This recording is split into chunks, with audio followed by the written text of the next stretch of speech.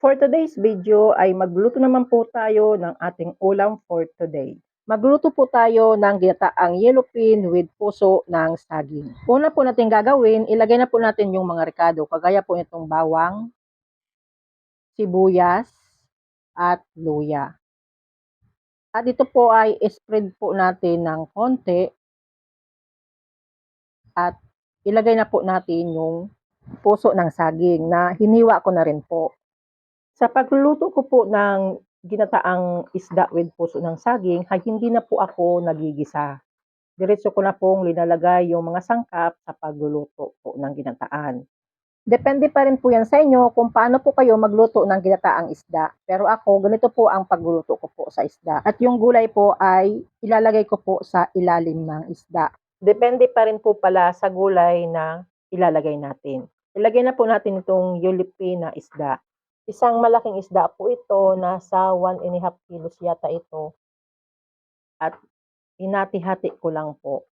Pagkatapos po nating mailagay yung isda, maglagay na po tayo mga pangpalasa. Kagaya po ng asin, paminta, durog pong paminta ang ilalagay ko para lalong malasa po. Dahil naglagay na po tayo ng asin, maglalagay po tayo ng mga kalahating sachet lang po ng seasoning. Pero depende pa rin po yan sa inyo kung gusto po ninyo maglagay.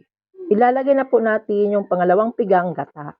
At takpan na muna po natin hanggang ito po ay kumulo at maluto.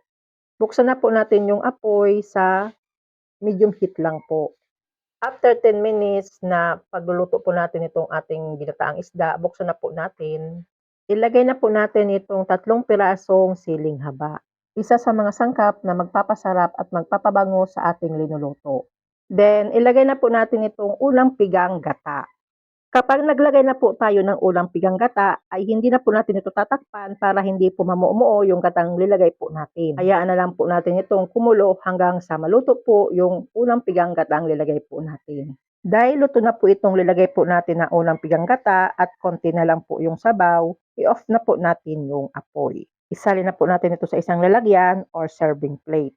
At heto na po yung ating ginataang yellow pin with puso ng saging. Kainan na po.